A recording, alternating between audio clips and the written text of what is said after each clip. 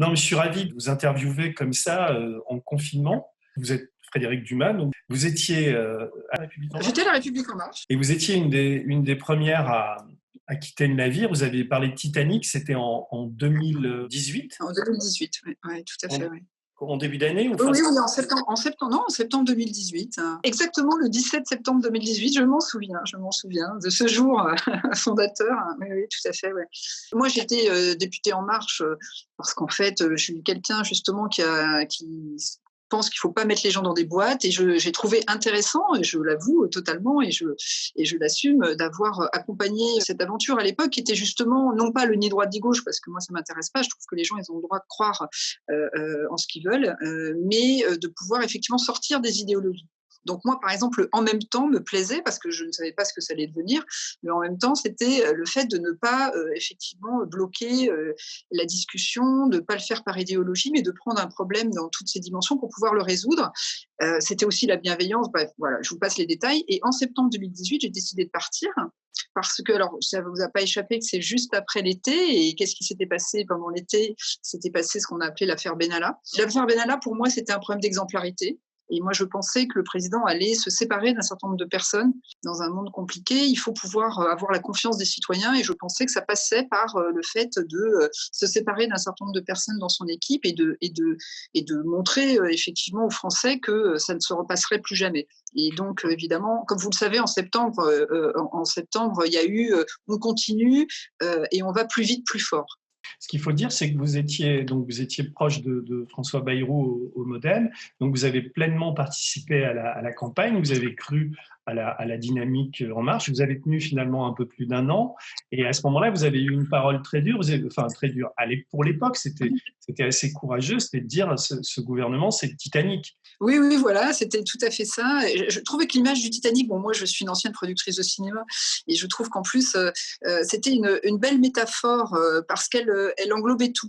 Le Titanic, c'était effectivement, vous vous rappelez cette histoire, c'est un capitaine, déjà il faisait une belle traversée, c'était une traversée inaugurale, mais en plus il a voulu aller plus vite et trop vite. Et là, c'était la même chose. Moi, je disais depuis 1 an, attention, on est en train d'aller trop vite, on est en train de ne pas tenir compte finalement des fractures. Moi, c'était quelque chose qui me tenait à cœur, les fractures, et on voyait qu'elles étaient multiples. Mais quand on parlait fractures, à ce moment-là, à La République En Marche, on vous regardait, et dans la majorité du genre, voilà, nous on est modernes, on est des progressistes, et tout ça, voilà. Et donc, je suis partie en disant, voilà, c'est le Titanic. C'est-à-dire que je pensais que pendant l'été, ils allaient comprendre un certain nombre de choses. On s'en fiche en fait du cap au bout d'un moment. C'est le chemin qu'on prend pour faire une politique qui atterrit dans le quotidien des Français. Si elle n'atterrit pas dans le quotidien des Français, elle n'a pas d'intérêt. Lui-même, le président à l'époque, a indiqué « je veux aller plus vite et plus fort ». Ce sont ces mots. Plus vite et plus fort, donc voilà, le Titanic. Et l'autre métaphore intéressante du Titanic, c'est que vous vous rappelez, c'est qu'évidemment, quand il percute l'iceberg, qu'est-ce qui se passe? Il n'y a pas assez de canaux de sauvetage. Là, si on veut poursuivre la métaphore, il s'en est cogné quelques-uns des icebergs depuis le début, et pourtant, le bateau n'a pas encore coulé quand même. Sincèrement, à l'époque, certains m'ont dit que j'attaquais la majorité en disant que c'était le Titanic. Mais je leur avais répondu non, c'est la France. Et donc, en fait, on emmène la France. Donc, ce que j'espère profondément, c'est qu'évidemment, on ne va pas atteindre l'iceberg. Mais où vous avez raison, pour reprendre ce que vous venez de dire, c'est vrai que moi, je m'étais dit, il faut des chocs, il faut quelque chose qui va percuter, qui va faire qu'il va y avoir une prise de conscience.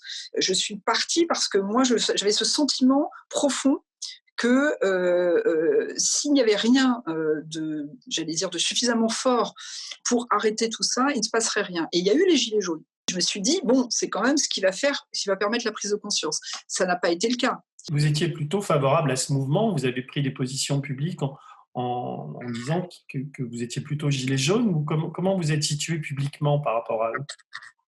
Alors, je n'ai pas pris de position en me disant que j'étais plutôt gilet jaune ou pas gilet jaune. J'ai pris des positions en disant ce qui est exprimé sur les ronds-points et ce qui est exprimé par ceux qui sont sortis de l'invisibilité, si on n'en tient pas compte, c'est gravissime, puisque justement, c'était pour la première fois cette capacité de rendre des choses visibles, qui étaient invisibles, visibles.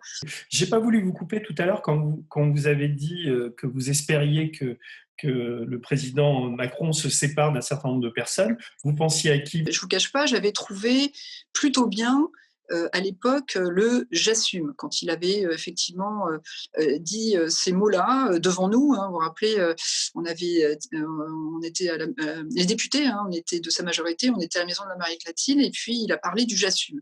Bon, après, il y a eu la phrase venez me chercher, etc. Mais il y a eu le «j'assume». Et pour moi, je l'ai pris au premier degré. Je me suis dit, c'est rare qu'un président dise «j'assume», parce que la plupart du temps, ils n'assument pas.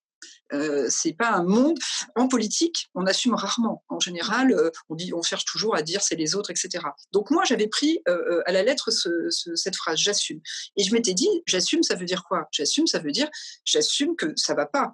On s'en fiche de savoir si c'est une affaire d'État ou pas. C'est un dysfonctionnement profond de non seulement de l'Élysée, mais de tout ce qui se passait autour. Parce que moi, c'est quelque chose que j'ai exprimé à l'époque. J'ai dit des petits Benalla, il y en avait partout. C'est-à-dire des personnes qui utilisaient le pouvoir qu'on leur avait mis entre les mains, pas pour des bonnes raisons.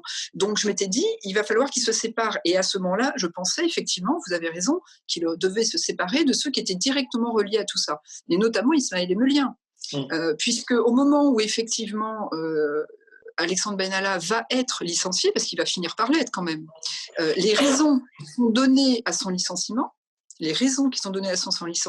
c'est uniquement le fait qu'il avait en main des images qu'il ne devait pas détenir, puisque c'était la préfecture de police qui lui avait donné, et qu'il les avait utilisées. C'est le motif de son licenciement. Quand on sait que Ismaël Emelien détenait ces images, et qu'en plus il les avait mises momentanément sur les réseaux sociaux, si on veut être exemplaire, et si on veut dire qu'il y a quelque chose de cohérent, si on demande à Alexandre Benalla de partir sur ce motif-là, on demande à Ismaël Emelien de partir sur ce motif-là. Et en fait, ça n'a pas été fait. Et effectivement, il a fallu attendre les enquêtes de Mediapart, et ce qui a fait effectivement que Ismaël Emelien est parti en disant qu'il écrivait un livre. Mais pour moi, c'était le début de... Je ne sais pas comment vous dire, c'est quand on commence à se dire mais non, il y a quelque chose qui ne va pas du tout, j'ai cru à quelque chose qui n'existe pas, et surtout en termes d'exemplarité. Alors, ce qui est intéressant avec vous, c'est que vous étiez quand même dans une relative proximité, et vous connaissez, vous êtes sans doute mieux informé que d'autres sur la manière dont fonctionne cette tête d'épingle du pouvoir. Et c'est pour ça, on s'est parlé un tout petit peu ce matin au téléphone, et c'était intéressant parce qu'on a un peu débriefé sur les séquences qu'on vient de vivre, le discours le discours de Macron de la semaine dernière, celui de ce week-end de Véran et d'Édouard Philippe. Et je voudrais refaire avec vous un peu voir comment vous avez vécu ça. Vous m'avez dit ce matin que ce président il y avait une forme de grande solitude chez lui, et en même temps il écoute personne, quoi. Enfin, c'est lui-même qui s'enferme dans cette grande solitude. Et quand vous parlez de Titanic maintenant, on est en droit quand même d'être inquiet sur qu'est-ce qui va nous arriver à nous, Français, face à ce président-là. Oui, moi je pense qu'on peut être. C'est vrai que c'est peut-être des mots un peu durs. En plus, moi, je viens plutôt du centre en politique, et c'est peut-être un peu détonnant venant du centre. Mais moi, je pense effectivement qu'on peut être inquiet, parce qu'effectivement, il y a le Titanic, il y a ce que j'ai appelé aussi un an après, puisqu'au mois de juin, j'ai fait une autre tribune où j'ai parlé de Matrix. Et là, je parlais de Matrix parce que je pense effectivement que le pouvoir est détenu par quelques personnes actuellement, parce que c'est quelques personnes qui décident. Hein. C'est le président, c'est le secrétaire général de l'Élysée, Alexis Collère, qui prend 80% des décisions, c'est Édouard Philippe, et c'est son directeur de cabinet, Benoît Ribadeau-Dumas. Si on est honnête, c'est vraiment ces 4 personnes qui décident, qui ont une matrice, qui ne s'imprègne de rien d'autre qu'elle-même. C'est pour ça que je dis Matrix, parce que Matrix, c'est une matrice dans laquelle les gens ne savent pas qu'ils sont dans la matrice. Voilà. Donc, ils sont déconnectés, mais ils ne savent pas qu'ils sont déconnectés. Et je pense qu'aujourd'hui, sincèrement, c'est peut-être dur de le dire, mais je pense que c'est le cas, puisqu'effectivement, rien ne leur permet de se nourrir pour uniquement prendre des décisions de bon sens, par exemple. Il n'y a plus de décisions de bon sens qui sont prises. Pour les masques, par exemple, on nous dit à la fois qu'ils sont inutiles, à la fois qu'ils vont devenir obligatoires. Le masque grand public, que nous encourageons fortement, c'est un complément. Je rappelle ce soir la bonne conduite concernant le port du masque. Il ne faut pas porter de masque si nous ne sommes pas malades. Il ne faut pas porter de masque lorsqu'on n'est pas soignant.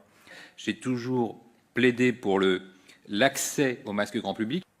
Certains d'entre vous confectionnent des masques en tissu. Ce sont des initiatives personnelles. Il est important de souligner que les manipulations de masques, qu'elles soient en tissu ou qu'ils soient protecteurs, augmentent les risques de transporter des virus de surface à surface. Et puis, un masque, c'est une technique, c'est réservé à des soignants. On enlève son masque, on manipule son masque, on se contamine en touchant son masque, on se touche le visage sous le masque.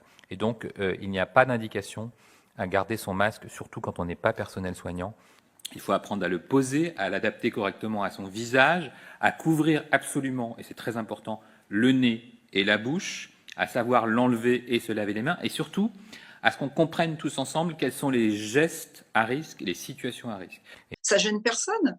Dans la matrice, ça gêne personne. Mais quand on est dans la vraie vie, ça gêne quand même. On se dit, mais... Et au moment de la séquence des élections, du premier tour des élections, vous étiez en tête de pont pour dire qu'il fallait pas organiser ce premier tour. Moi, je pense qu'il y a une capacité très forte, effectivement, à analyser les données pour pouvoir ensuite produire une réponse, un peu comme un algorithme. Donc ça, c'est vrai. Je pense que c'est une capacité supérieure à prendre des éléments et ensuite à restituer une réponse. Mais je pense qu'il oublie que ça, c'est complètement intellectuel, que c'est complètement cérébral et que ça ne correspond pas à la réalité. Et qu'il y a un déni profond de la réalité, celle qui est vécue tous les jours. Et effectivement, le fameux 12 mars, puisque c'était le jour où il était amené à prendre sa décision et à nous annoncer, notamment, si c'était la première intervention, notamment si le premier tour devait être annulé ou pas, on sait tous qu'il y a pensé. Donc, toutes ces journées-là, il y avait effectivement des messages dans la presse où on pouvait imaginer même peut-être qu'il la prendrait, cette décision. Donc moi, effectivement, j'ai tenu à vraiment lui mettre des messages très forts parce que le problème, c'est pas juste de dire ça serait peut-être bien que, etc. On sait tous qu'au moment où il y a des décisions très graves à prendre, il faut mettre le maximum pour peser. Donc je dis ça parce que j'ai vraiment dit, j'allais dire des choses qui pourraient même être gênantes, mais pour peser, pour que vraiment cette décision soit prise d'annuler le premier tour des élections. Parce que si on est honnête, sincèrement, il y avait tous les éléments sur la table à ce moment-là. Si on voulait prendre la bonne décision pour le faire, c'est-à-dire que moi j'ai un neveu, une nièce qui sont infectiologues à la Salpêtrière et à Thonon, j'avais toutes ces informations comme quoi il fallait pas tenir le premier tour. Si moi je les ai, moi je veux bien qu'on dise que ça ne monte pas jusqu'à l'Élysée, mais ça veut dire deux choses. Dans les deux cas, c'est quand même assez angoissant. Soit les informations ne montent pas, mais ça veut dire qu'effectivement, à chaque niveau administratif, on a empêché l'information de monter, et dans ces cas-là, on est quand même face à la pire qu'on puisse imaginer, une technocratie qui empêche les éléments de monter. Mais dans ces cas-là, celui qui est en haut est comptable de ça aussi, parce qu'il ne s'est pas donné les moyens d'aller chercher. Moi, je trouve qu'à ce moment-là, qu'est-ce qu'on fait ? On ne réunit pas un comité scientifique, même si j'ai rien contre le comité scientifique en soi. On peut avoir un comité scientifique, mais on passe son temps à prendre son téléphone ou se déplacer pour aller sur le terrain, dans les hôpitaux, interroger les soignants, interroger j'allais dire, les gens qui sont sur le terrain tous les jours pour prendre la température et savoir ce qui se passe. On savait tout ça. Et à ce moment-là, ce qu'on savait aussi, c'est qu'on sortait d'un 49-3 et que politiquement, ça allait être assez compliqué, effectivement, d'annoncer, par exemple, l'annulation d'un premier tour des élections quand on sort d'un 49-3, qui n'est pas le dispositif le plus démocratique possible. Surtout, il s'agissait quand même d'une réforme très importante qui touchait tous les Français. Et de l'autre, des prévisions assez négatives par rapport au municipal. Donc on allait obligatoirement l'accuser, peut-être des pires mots, d'un coup de force, etc. Mais je pense qu'à ce moment-là, quand on s'écoute au fond de soi-même dans des moments de crise ou des moments historiques comme ça, on fait la part des choses et on se dit, je fais passer d'abord la santé des Français avant mon problème politique. Là, on est au cœur d'un vrai problème. La première, c'est, vous parliez il y a 3 personnes autour de lui, dont Édouard Philippe. Donc, ces gens-là, quand même, s'ils sont un petit peu informés, est-ce qu'ils peuvent exercer une influence sur lui ou est-ce qu'ils en ont aucune ? Et j'ai une deuxième question qui concerne Agnès Buzyn, puisqu'on l'a vu On a vu son interview au Monde, et puis là, on a vu ce que Macron a dit au Point récemment. C'est que elle l'avait alerté très fortement parce qu'elle savait qu'il y avait une situation qui était très anxiogène. Et dans ces deux cas, il semble qu'il y soit allé tête baissée, quoi. C'est-à-dire qu'il n'a pas écouté. Non, mais finalement, c'est pas pour dire qu'Édouard Philippe n'a aucune responsabilité dans cette décision-là. Moi, je pense qu'Édouard Philippe, il est dans ses municipales au Havre. Je pense que c'est la dernière personne à qui il faut demander s'il faut annuler des élections ou pas. Il est trop dedans. Donc, c'est pas une excuse, mais en gros, c'est la dernière personne à qui il faut demander. Bien sûr que lui, il va dire qu'il faut continuer. Moi, j'ai discuté, par exemple, avec Gilles Simeoni, le président du conseil exécutif de Corse, qui a le samedi demandé, il l'a pas fait le jeudi, mais il a fait partie de ceux qui, le samedi, comme plusieurs présidents de région, ont demandé l'annulation des élections. Lui, il a écrit une très belle lettre, il savait qu'il se faisait mal à lui-même par rapport à Bastia. C'est-à-dire qu'il fallait avoir ce courage de demander… Le monde politique, pourquoi il n'a pas demandé annuler les élections ? Parce qu'il était touché par ça et il était aveugle en se disant les élections, c'est plus important que tout. Et parce qu'ils étaient dedans, ça faisait 1 mois ou 2 mois de campagne, on a quand même du mal à se faire harakiri. Donc ces personnes-là n'étaient pas obligatoirement les bonnes personnes à interroger pour savoir s'il fallait arrêter ou pas une élection. Mais en même temps, Agnès Buzyn, pour moi, je trouve ça terrifiant ce qu'elle a fait parce que quoi qu'elle ait dit, et la preuve, elle a dit des choses, puisque pour que le président lui-même dans Le Point dise oui, la ministre nous avait informé, d'ailleurs Édouard Philippe lui-même n'a pas démenti non plus, elle avait dit des choses, mais elle n'avait pas dit des choses. C'est pour ça que je dis, à un moment donné, quand on veut faire peser sur une décision, on dit pas j'ai dit les choses. Pour peser sur une décision, on s'engage à 100%, surtout quand on parle de mort, puisque là, elle nous a parlé de ce qui l'angoissait, c'est qu'il y aurait des milliers de morts. Dans ces cas-là, on pèse et on dit moi, je ne serai pas de cette histoire-là, de cette aventure-là. Et donc, la première chose qu'on fait, c'est on ne quitte pas, évidemment, son poste de ministre pour aller prendre la tête d'une municipale à Paris. Une fois qu'on a fait ça, je veux dire, il n'y a plus de crédibilité à quoi que ce soit. Comment vous expliquez à la fois quelle est cette attitude-là et comment vous expliquez le fait que dans l'interview du Point dont vous parlez, Emmanuel Macron la félicite en quelque sorte? Mais je pense qu'elle a fait un certain nombre de choses où elle a dû écrire, où elle a dû faire passer des messages qui font qu'elle a la preuve qu'elle a alerté.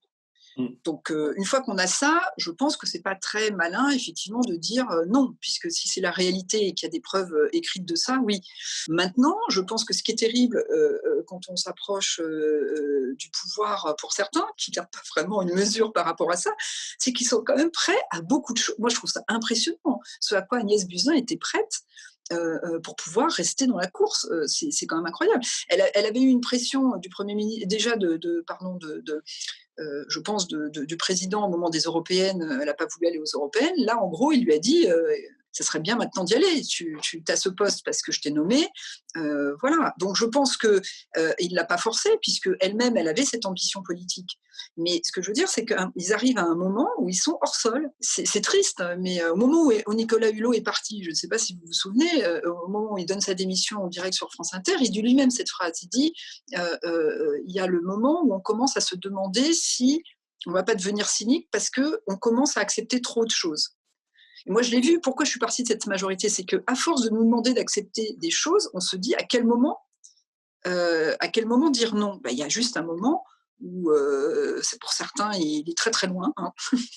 Et pour certains, il est… bon, moi, je suis faite comme ça. Hein, c'est pas possible d'aller contre mes convictions. Donc, j'ai très vite dit non. Mais il y a des gens qui acceptent, effectivement, assez longtemps avant de… Alors, Agnès Buzyn, elle a accepté jusqu'à la claque des municipales. Il n'y a rien d'autre qui l'a arrêté. C'est-à-dire, c'est une claque au municipal qui l'arrête dans son acceptation. Elle dit elle-même à la fin de son interview qu'elle aurait dit à un proche si je reste ministre jusqu'en 2022 et qu'Emmanuel Macron perd les élections, j'aurais abîmé ma réputation. Dire une phrase pareille. Oui, c'est terrible. Vraiment. C'est horrible. Et de quitter son poste de ministre et d'aller au ministère. Franchement, il n'y a plus de mesure, en fait. Il n'y a plus et après le départ de Nicolas Hulot, Je ne sais pas si vous vous rappelez, mais il y avait plein de porte-paroles, parce qu'il y a toujours les porte-paroles de la majorité. Eux, c'est quand même assez intéressant de voir leur niveau aussi de capacité d'acceptation, qui venaient expliquer qu'un ministre, en fait, s'il était responsable, il devait mettre de côté ses convictions. Il le disait comme ça. C'est-à-dire, en fait, si vous êtes toujours en train quand même de ramener vos convictions dans l'histoire, vous ne pouvez pas être ministre. Pour être ministre, en fait, ce qui est incroyable, c'est que c'est vrai qu'il y a beaucoup de ministres qui l'ont été de ce fait-là. Mais là, en fait, c'était assumé. C'était de dire qu'on ne peut pas être ministre si on veut garder un minimum de conviction. Vous, au départ, quand vous vous engagez aux côtés d'Emmanuel Macron, vous êtes séduit, voire bluffé par son intelligence, par le personnage. Et à un moment donné, le charme est rompu. Enfin, il s'est passé. Vous avez parlé de Benalla, mais quand même, quand on est à son contact, vous me disiez ce matin qu'il pense ce qu'il dit et il dit ce qu'il pense. Et à un moment donné, il pense que tout ce qu'il dit, c'est la vérité. Il n'écoute pas les autres. Il y a quelque chose d'assez délirant dans cette manière d'être et de fonctionner, et d'assez inquiétant quand on se dit qu'il est à la tête de l'État, quoi. Pour moi, il y avait quand même deux Emmanuel Macron. Je vous assure que quand je m'engage, moi, en fait, ce qui m'avait intéressé, j'avais suivi le personnage, et d'ailleurs, je l'ai écrit à l'époque, c'est quand il évoque son inconfort devant inconfort philosophique devant la déchéance de nationalité proposée par François Hollande et Emmanuel Valls, donc en janvier 2016. J'ai, à titre personnel, un inconfort philosophique avec la place que ce débat a pris. Je pense qu'on ne traite pas le mal en l'expulsant de la communauté nationale. Une sortie inattendue et bienvenue chez les opposants au texte. Alors ça fait un de plus, bienvenue au club. Là, je n'exclus pas qu'Emmanuel Macron soit sincère. En fait, quand j'entends ça, je me dis, c'est incroyable justement de garder autant de liberté là où il est. Parce que, et vous vous rappelez, ça avait fait complètement échouer d'ailleurs, tout a échoué à partir de là, il y a eu les 49.3, etc. Donc pour moi, je m'étais dit, quelqu'un qui est capable justement d'être libre. Voilà. Et quand je l'ai rejoint, j'ai écrit ça. J'ai dit, fidélité n'égale pas servilité. Emmanuel Macron est libre et il nous rend libres. Vous imaginez, j'écris cette phrase parce que j'en suis convaincue. Parce qu'effectivement, pour moi, c'était la méthode Macron. Vous savez, quand la loi Macron, il a passé des heures et des heures au Parlement pour essayer de convaincre, etc. C'était la méthode Macron contre la méthode autoritaire du 49.3 de Manuel Valls. Tout ça, c'est ce dont il était porteur. Et donc, quand il arrive en disant on met deux côtés, on n'est ni de droite ni de gauche, je ne l'ai pas pris au sens on ne respecte pas ceux qui ont envie d'être de droite ou envie d'être de gauche, c'était on arrête avec les idéologies qui enferment et on est libre. Donc moi, je l'ai rejoint sur l'indépendance, la liberté et le fait qu'il défendait des valeurs. Mais ce qui est impressionnant, c'est que le jour même où il a gagné, ce n'est pas le pouvoir qui l'a amené à changer. C'est le jour où il est élu, il change radicalement de manière de faire. On est élu, nous, en juin. Dès juillet, on n'avait même pas le droit de s'abstenir sur un amendement. Je parle d'amendement. Sur le verrou fiscal, c'était quand même normal. Il y avait, en plus, je crois que c'était le groupe UDI, Charles de Courson, qui avait proposé de le remettre en cause. Moi, je sais que j'ai voté, je me suis abstenue. République En Marche, on a été 10 à s'abstenir, 10 à voter contre. On a eu à minuit et demi le conseiller politique d'Emmanuel Macron qui est venu voir ce qui se passait parce que, soi-disant, on était en train de remettre en cause la majorité. Juste parce qu'on s'était abstenu, on avait voté pour un amendement sur le verrou de Bercy. Et donc, après, vous vous rappelez, au mois de juillet, il y a eu les statuts d'En Marche. J'ai jamais vu des statuts aussi peu démocratiques d'un parti politique. Ça n'existe pas. Des statuts où on vous dit que tout le monde est nommé et personne n'est élu, et où l'argent, parce que vous imaginez bien qu'il y avait, je ne sais plus combien, 200 millions, je crois, qu'avait récolté la majorité. Moi, dans le département dans lequel je suis, le 92, on avait droit à 3 000 euros, je crois. Non, mais je veux dire, j'ai jamais vu ça, quoi. C'est 20 millions. Vous dites 200 millions pour la campagne ? Ah non, je peux me tromper dans les chiffres, donc, mais en tout cas, c'est pas 20 millions. Non, puisque déjà, ils achètent 40 millions un nouveau siège, là, actuellement. Non, l'argent dont dispose aujourd'hui la République En Marche... Oui, ok, avec oui, oui, pardon. C'est des montants très conséquents. C'est pour ça que je dis, je parle même pas de la campagne, là, je vous dis qu'après, Après, pendant la campagne, bon voilà, la campagne, on sait tous que on fait ça sans argent. Mais en tout cas, quand on est militant à la base. Mais non, là, pour le parti, D'accord, j'ai compris, excusez-moi. dans les Hauts-de-Seine, gentiment, 3 000 € ou 7 000 € à se distribuer. On n'a jamais vu ça, quoi. Et puis tous les gens nommés par le siège et personne d'élu. Donc, et après, moi, comme je m'occupe beaucoup d'audiovisuel, j'ai fait un rapport sur l'audiovisuel public après la fameuse séquence appelée... oui, quand Macron a critiqué France Télé. De la République. Et moi, c'était justement pour, comme je connais bien, pour essayer c'était une aide, c'était un outil d'aide à la décision. Et puis vous savez ce qui s'est passé, les coupes importantes, la suppression justement de France 4 et de France O. Bon, on a vu que France 4 va sûrement ressusciter après le confinement, mais vous voyez ce qu'il faut à chaque fois pour qu'une décision change. Ça, c'était une décision d'Alexis Collère. Alexis Collère a décidé, le jour de la conférence de presse de Françoise Nyssen, sur le sujet de l'audiovisuel public, il trouvait que ça faisait pas très moderne et qu'il fallait donc, il s'est dit, on va basculer France 4 sur le tout numérique et comme ça fera moderne. Mais une décision, coup de fil d'Alexis Collère à la ministre pour annoncer ça. Donc c'est là que moi j'ai commencé effectivement à réagir et à dire on ne peut pas prendre des décisions comme ça. Justement sur Françoise Nyssen et son successeur, là, quelle est leur marge de manœuvre par rapport à l'Élysée? Est-ce qu'elle est nulle? Aucune. Ouais. Vous avez pensé quoi du dernier discours qu'il a fait la semaine dernière, le lundi soir, vu par 36 millions de Français, je crois. Donc vous étiez, on va dire, une spectatrice privilégiée, quoi. Quand vous l'avez entendu parler, toute cette manière il est un peu sorti de la rhétorique guerrière pour écouter les Français, pour changer lui-même, disant qu'il allait changer, etc. Et comment vous l'avez trouvé et est-ce que ça nourrit chez vous une réflexion par rapport à lui nouvelle? Non, pas une réflexion nouvelle, parce que moi, je n'ai pas été... comme je vous l'ai dit, je pense que c'est pas que c'est un jeu, parce qu'on est dans un moment grave, mais il y a une forme de mise en scène. Et cette mise en scène, elle serait intéressante si elle correspondait à des changements profonds. Mais en fait, on ne peut pas à la fois dire, effectivement, le 13 avril, donc c'était. On peut pas à la fois dire il faut se réinventer, moi le premier, et 2 ou 3 jours après faire une interview au Point où les 2 choses qui remontent, c'est j'assume ce que j'ai fait. Le premier tour, c'était très bien, il n'y avait aucun problème et toutes les mesures barrières ont été respectées. Donc voilà, ma décision n'a absolument eu aucune conséquence sur la propagation de la maladie. Alors que ça n'existe pas dans la vraie vie, que toutes les mesures barrières aient été respectées et que beaucoup de témoignages, évidemment, l'ont monté. Donc déjà, c'est d'assumer totalement, en fait, d'être déconnecté de la réalité sans que ça soit gênant du tout. C'est pas grave, puisque j'ai décidé que c'était ça la réalité, donc je dis que c'est ça. Voilà, et puis ça sera comme ça. Et ensuite, pareil sur les masques. Sur les masques, après avoir dit le 13 avril que ça serait peut-être bien d'avoir des masques grand public, c'est lui-même qui a sorti pour la première fois ce concept, on ne savait pas très bien ce que ça voulait dire non plus, mais en tout cas des masques grand public qui pourraient être relayés par les mairies. Et dans cette interview du Point, 3 jours après, il dit « Je vous ai toujours dit que le masque, ça servait à rien, que c'était inutile, et je ne vais pas dire le contraire aujourd'hui, sinon ça serait incohérent. » Et là, on se dit, mais en fait, on n'est plus dans la vraie vie, on est dans quelqu'un qui essaye de justifier ses propres décisions au mépris de la réalité. Puisque sur les mesures barrières respectées dans toute la France pour les bureaux de vote, c'est un mépris total de la réalité. Il faut oser quand même dire ça. J'ai interrogé les scientifiques sur nos élections municipales, dont le premier tour se tiendra dans quelques jours. Ils considèrent que rien ne s'oppose à ce que les Français, même les plus vulnérables, se rendent aux urnes.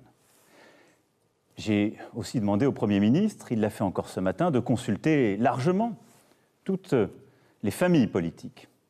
Et elles ont exprimé la même volonté. Mais il conviendra de veiller au respect strict des gestes barrières contre le virus et des recommandations sanitaires. Je fais confiance aux maires et au civisme de chacun d'entre vous. Je sais aussi que les mairies et les services de l'État ont bien organisé les choses. Des consignes renforcées seront données dès demain afin que nos aînés n'attendent pas longtemps, que des files ne se constituent pas, que les distances soient aussi tenues et que ces fameuses mesures barrières soient bien respectées. Mais il est important, dans ce moment, en suivant l'avis des scientifiques comme nous venons de le faire, d'assurer la continuité de notre vie démocratique et de nos institutions. Et la deuxième chose sur les masques, ça veut dire qu'il est prêt à continuer à dire le contraire de ce qu'il a dit lui-même 3 jours avant, pour pouvoir effectivement se protéger d'une certaine manière, parce que je pense qu'aussi, il y a une envie aussi de se protéger juridiquement ou de protéger son gouvernement, parce que reconnaître que les masques c'est utile, c'est reconnaître aussi de ne pas avoir dit, évidemment, avoir quand même caché un peu la vérité et ne pas avoir donné les moyens aux Français d'être protégés. Donc en fait, je pense que d'une certaine manière, son discours, on ne peut pas le croire, c'est ça. Et d'ailleurs, il en a montré lui-même la démonstration, puisque 3 jours après, il est capable de dire le contraire lui-même de ce qu'il a dit. C'est quand même assez impressionnant. Et moi, je pense qu'il faut absolument le dire, ça. Il faut absolument se confronter à cette réalité-là, parce que cette réalité-là, elle est quand même très, très angoissante. Quelqu'un qui est capable de dire le contraire de ce qu'il a dit lui-même et que ça ne le gêne pas du tout. C'est pour ça que tout à l'heure, j'ai parlé de pathologie. C'est une forme, c'est vrai qu'on peut dire à un moment donné que c'est une forme de pathologie, puisque quelqu'un qui effectivement... un tel déni du réel, et surtout, tout ce qui est très inquiétant dans ce que vous dites et dans ce qu'on voit, c'est d'une part qu'il y a ce déni, et d'autre part qu'autour de lui, on a l'impression qu'il entend personne, ou que tous ces gens, ces 4 ou 5 personnes autour de lui sont comme lui, quoi, mentalement. Enfin, je sais pas. Vous avez vu sa phrase. En fait, c'est très intéressant, plus qu'on l'imagine, d'étudier ces phrases et de vraiment les étudier jusqu'au bout. Pas dans l'image qu'il projette et qu'il voudrait qu'on accepte, mais dans ce qu'elles veulent vraiment dire. Et lui-même dit, dans l'interview du Point, par exemple, il dit il faut se réinventer intellectuellement ou moralement. Voilà, il dit cette espèce de phrase-là, parce que je pense qu'effectivement, il fait marcher son algorithme, parce qu'il est assez brillant. Et ensuite, il dit on se forge des convictions, le plus dur, c'est après de les faire partager. Donc, il est toujours dans le système, c'est moi qui ai raison, et je vais vous expliquer, et je vais essayer de vous convaincre que j'ai raison. Le problème, c'est jamais il s'est dit, quelqu'un d'autre que moi peut penser quelque chose d'intelligent.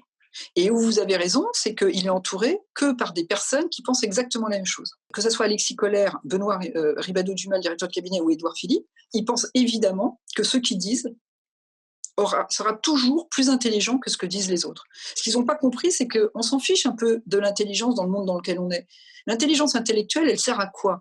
Elle sert à briller, mais est-ce qu'elle sert à résoudre le problème posé ? Vous savez, la taxe carbone, c'était quoi ? On avait Édouard Philippe qui nous répétait en boucle, la taxe carbone va empêcher, et Christophe Castaner aussi, va empêcher nos enfants de mourir demain. Alors on leur disait, ah bon, mais c'est quoi le chemin pour arriver de la taxe carbone à permettre de sauver nos enfants demain ? Et donc, ils ne se disaient pas que la taxe carbone, qui n'était ni fléchée vers la transition énergétique et écologique, et qui n'était ni prise en compte si on n'essayait pas que les personnes les plus défavorisées puissent effectivement intégrer cette transition, ça ne marcherait pas. Mais en fait, intellectuellement, la phrase, elle fonctionne. Donc, comme elle fonctionne intellectuellement, on dit souvent, d'ailleurs, je crois que Sibeth Daï, je l'ai entendu dire que la parole politique est performative, mais à ce point de croire que parce qu'on parle, ça va arriver, c'est hyper impressionnant. Là, on a effectivement... Alors, c'est une pathologie, je trouve, d'être persuadé que de parler, de dire les choses vont faire qu'elles vont atterrir dans la réalité. Regardez, quand le président annonce que le déconfinement aura lieu le 11 mai, on sait tous... Voilà, je pense que même les Français se disaient « mais est-ce que c'est bien sûr ? Est-ce qu'il va bien y arriver ?» Donc, il prend ce pari comme un peu un pari énorme quand même. Hein. Oui. Et ensuite, on apprend 3 jours après qu'il a mis la pression à tous ses ministres. Il y a des articles qui mettent en avant, par exemple, les ministres et les scientifiques au rythme de... je sais pas quoi, c'était un truc comme ça, doivent se mettre au rythme d'Emmanuel Macron. Mais on croit rêver. C'est-à-dire que ce n'est pas Emmanuel Macron qui doit se mettre au rythme.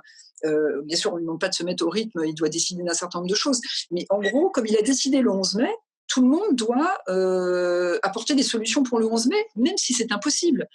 Et donc, on a eu droit quand même à des ministres qui ont un peu dit tout et n'importe quoi, parce qu'il fallait bien qu'ils trouvent quelque chose. Comment on déconfine le 11 mai pour le ministre de la Culture? Il a trouvé l'invention des petits festivals. Alors qu'on ne lui avait pas demandé, on lui avait rien demandé. Mais comme en fait, il y a cette pression que le président met sur son équipe gouvernementale pour trouver des idées pour déconfiner en partie le 11 mai, voilà, tout le monde se met à produire des choses quand même un petit peu effectivement hors sol. Mais en fait, il s'est jamais posé la question de si je veux déconfiner, comment je fais?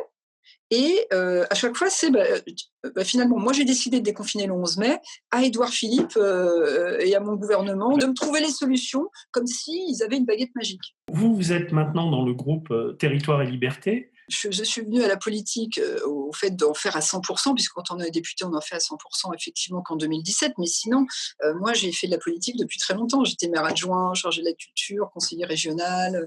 Voilà. Mais je voulais justement être libre.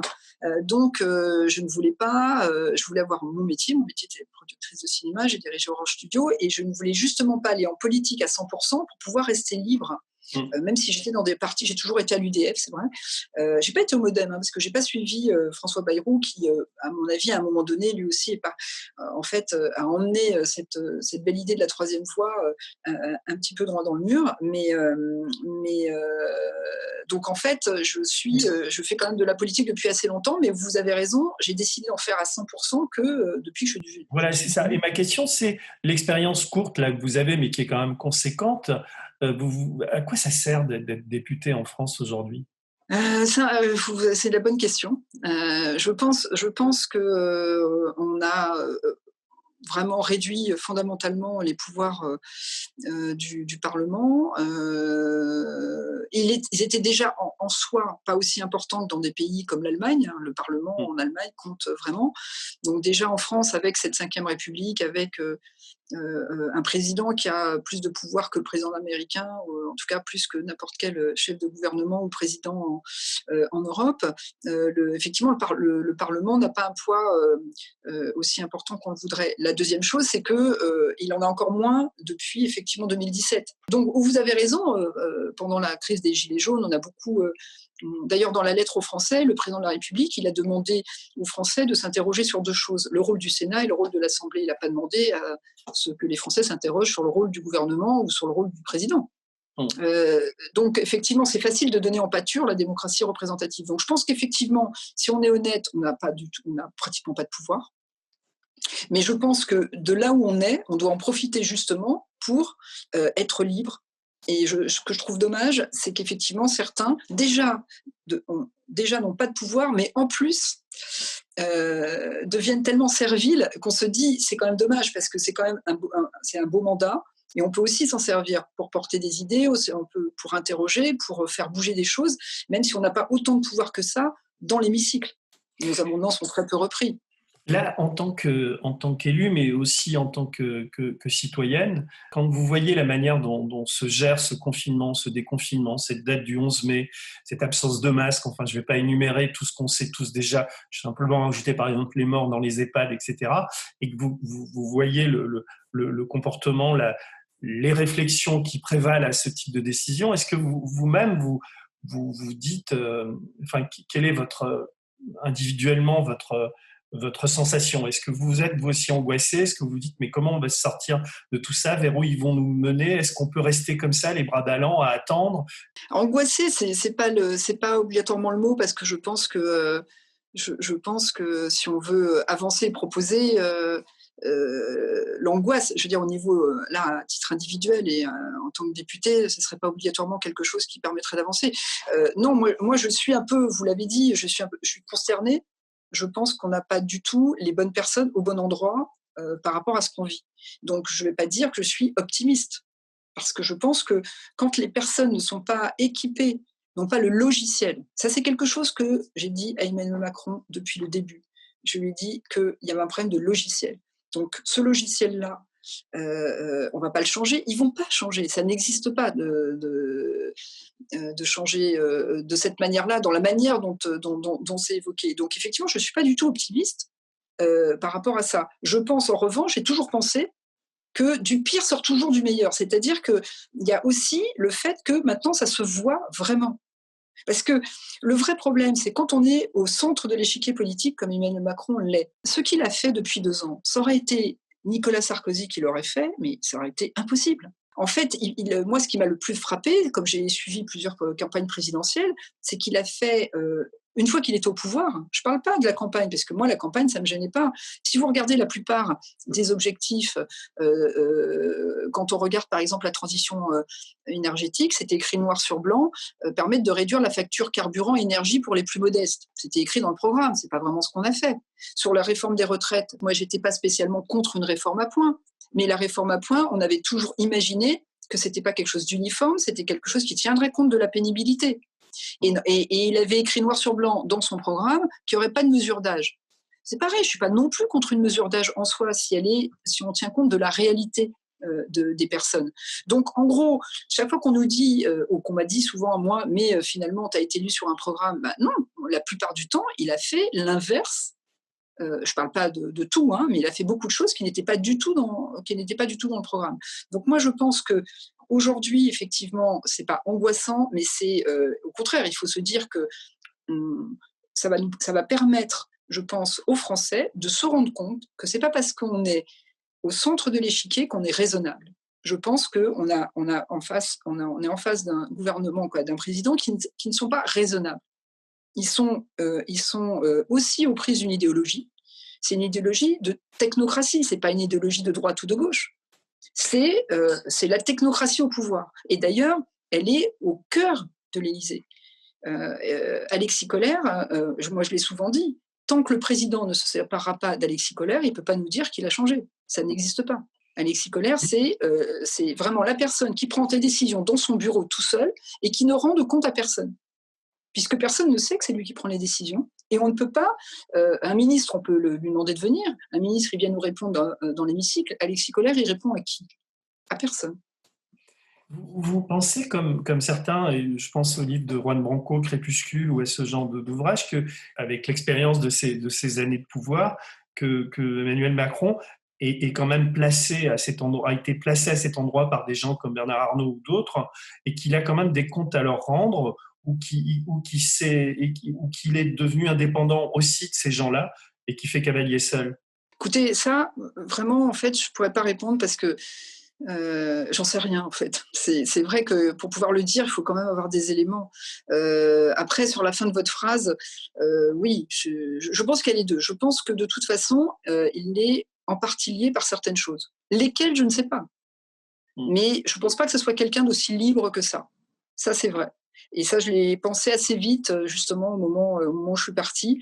C'est que j'ai pensé qu'il n'était pas obligé. Mais ça ne veut pas dire de Bernard Arnault, ça veut pas dire, j'en sais rien. Il y a quelque chose qui fait qu'il ne le rend pas libre. Voilà, ça j'en suis convaincue. La deuxième chose, c'est que la fin de votre phrase est aussi vraie. C'est-à-dire que je pense qu'il n'en a quand même rien à faire de pas mal de choses. Donc en gros, il est tout à fait possible qu'il ait fermé la porte d'un certain nombre de personnes qui pensaient qu'éventuellement... Et moi, c'est ça aussi qui m'avait fait le rejoindre. Moi, ce qui m'avait fait le rejoindre, c'est quand je voyais qu'il ne faisait aucun accord électoral. Et je me suis dit, quelqu'un qui a la capacité de refuser tout accord électoral, moi, j'ai cru à l'exemplarité de quelqu'un qui refuse tout accord électoral. Après, voilà, ça s'est pas traduit. Donc, je pense qu'il y a une partie de lui qui est libre et où, par exemple, il fait ce qu'il veut, il fait ce qu'il veut. Voilà. Et toute cette partie-là, on l'avait pas vraiment vue pendant la campagne, parce que toutes les petites phrases, il y en a quand même eu beaucoup plus depuis qu'il est président que pendant la campagne. Et la vie d'un entrepreneur, elle est bien souvent plus dure que celle d'un salarié. Faut jamais l'oublier, parce qu'il peut tout perdre, lui. Mais moi, j'ai pas de leçon à recevoir. Si vous n'aimez pas que la France soit bloquée, arrêtez de la bloquer. Voilà. Vous êtes en train de faire peur à votre cœur. La meilleure façon de se payer un costard, c'est de travailler. Et une gare, c'est un lieu où on croise les gens qui réussissent et les gens qui ne sont rien. Là, l'élément qui peut être peut-être angoissant pour lui, en tout cas, on a des retours qui vont dans ce sens, c'est le problème judiciaire qui peut être posé après le confinement. C'est-à-dire, il y a quand même des familles qui aujourd'hui, des morts auraient sans doute pu être évitées, et l'usage qu'il a fait du pouvoir et les informations qu'il a pas voulu prendre en compte ont des effets qui sont quand même terribles sur le réel. Et on voit bien d'ailleurs que des consignes sont données en ce moment au préfet. Je ne sais pas si vous avez vu ça, de ne pas communiquer par écrit et de tout faire oralement. On voit qu'il y a une sorte de, je ne sais pas si le panique, le mot est fort peut-être, mais il y a quand même une angoisse du pouvoir autour de ça. Oui, moi, ça c'est évident. Moi, je pense, je vous dis, là, c'est ce que je pense, ça peut être subjectif, mais l'interview du Point, pour moi, elle était avant tout une espèce de bouclier pour dire autant d'incohérences quand même. Hein. C'est parce qu'il y a une raison supérieure à ça. On peut pas dire un certain nombre on peut pas dire les masques grand public sont utiles le 13 avril et ensuite faire une interview pour expliquer à quel point les masques sont inutiles et que d'ailleurs il dit lui-même, je vais pas dire le contraire de ce que j'ai dit avant, sinon je serais incohérent. Donc Non, moi je pense que sincèrement ils sont c'est pareil par rapport à Agnès Buzyn, c'est pareil, c'est-à-dire que vous imaginez la somme de choses qui ont été dites et qui peuvent être utilisées contre eux. Je crois qu'ils ne se rendent pas compte parce que comme ils ont géré, ils n'ont pas voulu faire quelque chose de mal. Ils n'ont pas voulu, évidemment, que ce qui est en train de se passer. Mais justement, c'est cette déconnexion qui les a empêchés de comprendre qu'ils ne pouvaient pas gérer la crise comme ils avaient fait avant quand ils géraient le reste. C'est-à-dire qu'ils n'ont jamais été dans l'anticipation et la prospective. Ils étaient tout le temps en train de réagir pour gérer au jour le jour avec Sinbad Daï, on l'a vu. Et donc, en gros, cette réaction du jour le jour, ils ne se rendaient pas compte que ça allait être le problème d'après-demain. Et donc, ça, ils se sont pris vraiment boomerang de se rendre compte qu'après avoir dit autant de choses qui étaient effectivement fausses quand même, ou autant de non-réponses, que tout ça allait se retourner contre eux, parce qu'on est dans le réel, on est dans la vraie vie, on est dans des gens qui meurent, on est dans des gens qui perdent leur travail, on est dans des gens, et ça, ce fameux réel.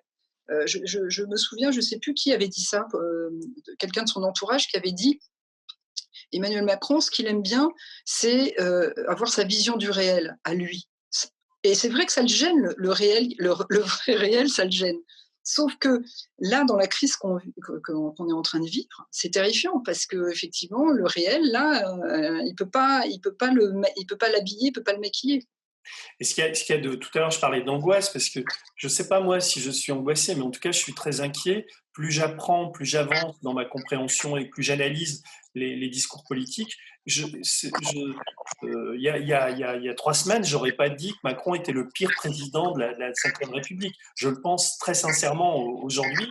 Et l'inquiétude que j'ai, c'est que, je ne sais pas si vous la partagez, c'est que ces accumulations d'erreurs qu'on a énoncées, comme elles ne sont jamais prises en compte, elles peuvent nous mener à une catastrophe, quoi. C'est un peu, vous savez, la théorie des erreurs absurdes, l'histoire du pilote d'avion. Il a un avion en marche et il va accumuler 5-6 erreurs de suite qui vont faire qu'il y a un crash. Là, le fait, par exemple, d'avoir fixé la date du 11 mai et de tout faire pour arriver au 11 mai, même le Conseil de l'ordre des médecins dit que c'est une stupidité, mais il va le faire quand même. Ils vont envoyer à l'école les gamins, etc. Ça ne peut générer qu'une deuxième forme d'épidémie ou de pandémie. Ça veut dire beaucoup de morts. Enfin, il y a quelque chose d'assez angoissant quand même, non ? Si, non, mais c'est vrai. Quand je dis ça, quand je dis pas angoissant, c'est parce que je me dis toujours qu'il y a un moment donné, j'espère qu'on aura des outils ou des choses qui vont empêcher la catastrophe. Hein. C'est pour ça que je dis pas angoissant. Mais je suis, moi, je suis affligée parce que il n'y a pas une décision, il n'y a pas une manière de gérer les choses qui est fait correctement. C'est-à-dire, on se dit, bon, il y avait eu la première phase où effectivement, il y avait la pénurie et on a un peu raconté n'importe quoi. On se dit que dans la phase d'après, là où il ne peut plus dire que c'était avant. Le problème, par exemple, des masques qui n'arrivent pas. Moi, en fait, il y a des gens qui m'ont expliqué un petit peu aussi pourquoi. C'est encore un problème de technocratie. C'est-à-dire que, alors les commandes, on n'arrive pas à savoir vraiment quand elles ont été faites. Hein. Bon, ça, il y a beaucoup de gens qui ont posé des questions au gouvernement sur à quel moment vous avez fait vos commandes ou pas. On n'arrive pas vraiment à savoir. Mais de toute façon, au-delà de savoir à quel moment ils les ont fait, ils les ont mal faites. Il y a eu une première commande de 250 millions de masques, elle n'est jamais arrivée. Je crois qu'il n'y en a que 35 millions qui sont arrivés. Les 1 milliard ou les 2 milliards, il y a Jean-Yves Le Drian qui nous explique fin juin. Et on a Olivier Véran qui dit lui-même, quand je les verrai sur le tarmac, je serai sûr qu'ils sont là. Parce que effectivement, d'après ça, c'est des éléments qu'on m'a donnés. Je ne sais pas si c'est la réalité, mais en tout cas de sociétés qui importent et qui avaient l'habitude de travailler avec les Chinois, qui ont dit qu'on a fait l'erreur de penser que parce qu'on mettrait la quantité, 1 milliard, 2 milliards, on serait livré en premier. Or, les Chinois, eux, ce qui leur importe, c'est combien on paye le masque à l'unité. Donc, quelqu'un qui a commandé 50 millions de masques peut passer avant nous. Et là, moi, effectivement, vous avez raison, je me suis angoissée, je me suis dit, mais ils vont jamais arriver, en fait, parce que tous les autres pays nous passent devant. Et comment voulez-vous qu'ils gèrent le truc? Ils vont aller dire aux Français, vous savez, on a commandé 2 milliards de masques, mais ils vont arriver... Donc, en fait, ils sont... Non, mais c'est vrai que c'est horrible. Donc, maintenant, on nous annonce qu'il y aura 17 millions de masques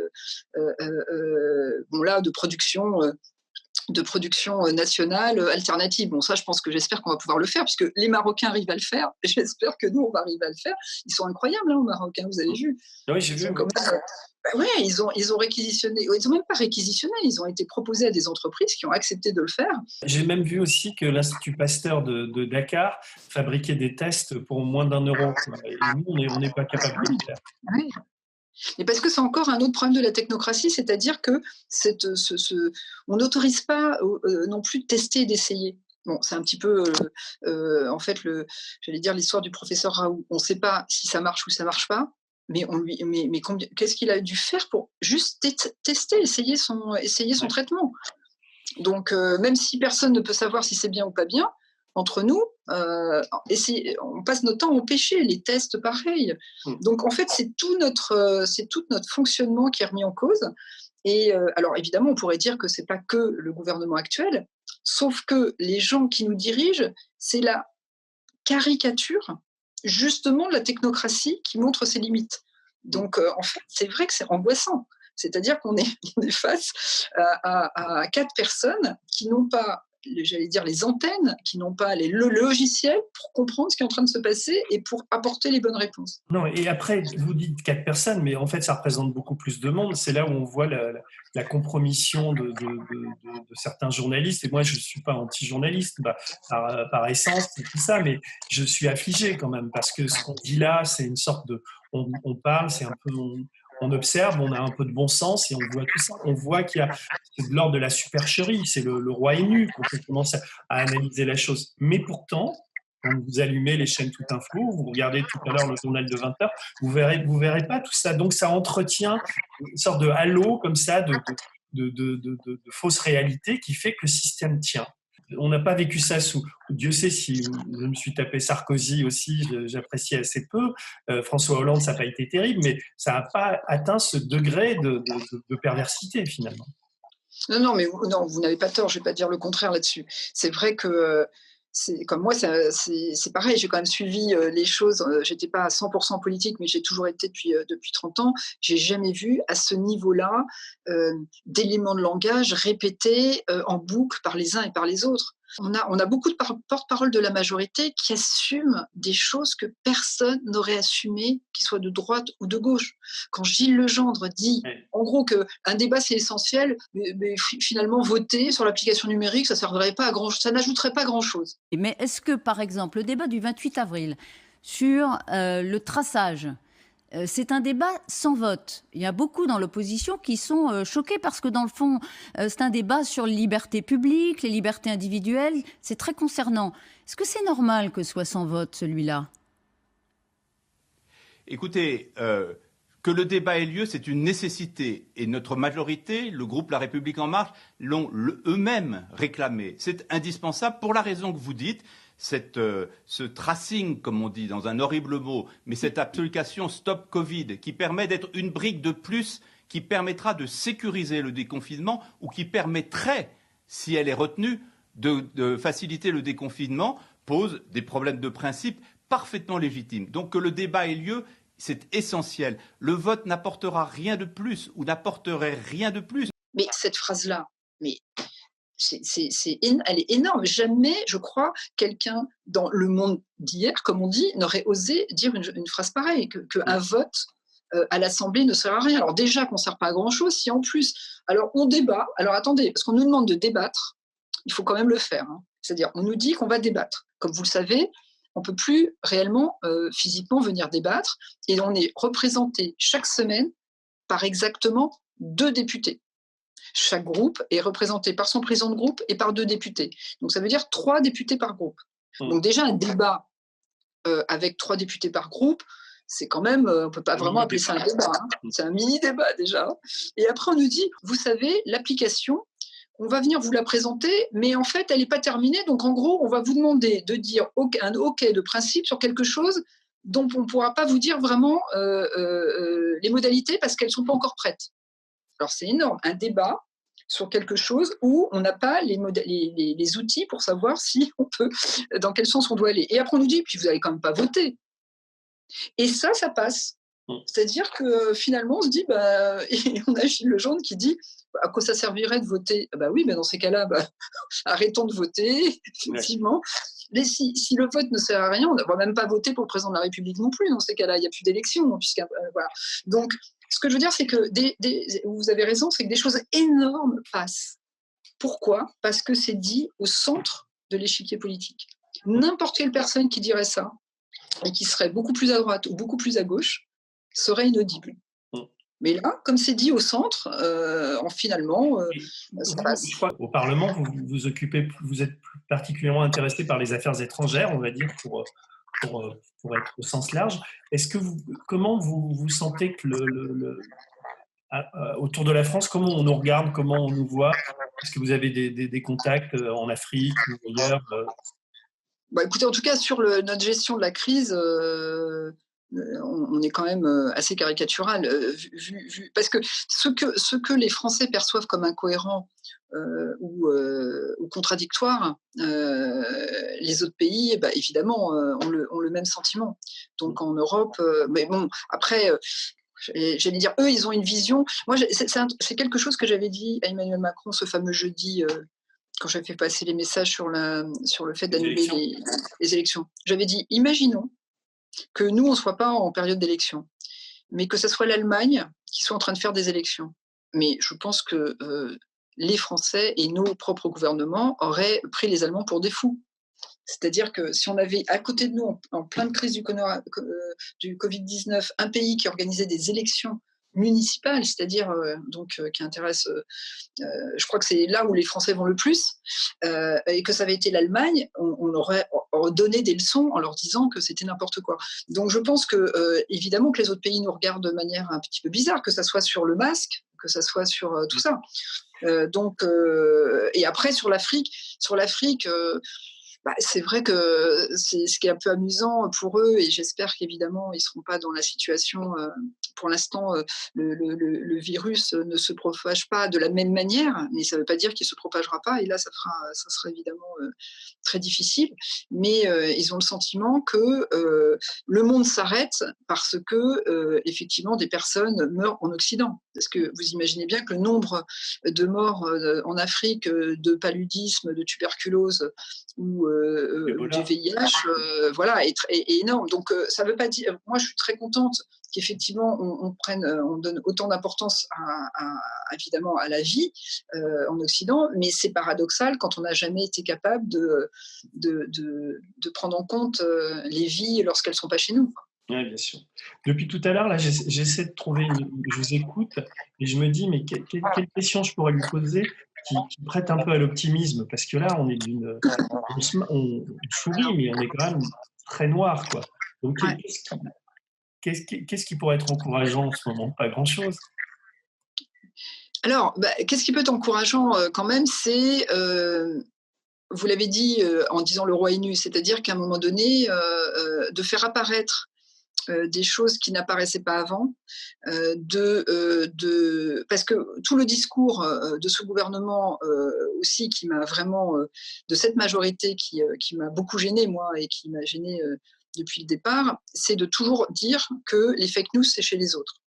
C'est-à-dire, ils répètent en boucle qu'eux disent la vérité et que les autres, effectivement, mentent ou font des fausses informations. Moi, j'ai vérifié à plusieurs reprises que les ministres mentent. Je l'ai vérifié sur les sujets sur lesquels je me suis occupée de la taxe GAFA, je me suis occupée de sujets comme ça. Bruno Le Maire a passé son temps à mentir. Toutes les questions que j'ai posées sur, par exemple, je suis aussi vice-présidente du groupe d'amitié France-Iran et France-Afghanistan. Toutes les questions que j'ai posées par rapport à l'Iran et notamment notre position par rapport aux Américains, la pression maximale, l'outil, le fameux outil d'échange, etc., les ministres ont menti. C'est-à-dire, moi, je prends le verbatim de toute façon des ministres parce que ce que je trouve très intéressant, c'est effectivement de prendre ce qu'ils disent parce qu'ils répondent ce qu'ils ont envie de répondre. Je pense que ça peut faire apparaître, ça ne veut pas dire que les autres ont la vérité non plus, ça peut faire apparaître qu'il n'y a pas la majorité qui détient la vérité, il y a d'autres vérités, et je pense que cette crise, elle permet de montrer des choses qu'on ne pouvait pas voir, et elle permet aussi peut-être à des gens de travailler ensemble alors qu'ils n'auraient pas imaginé travailler ensemble avant, en venant de sensibilités.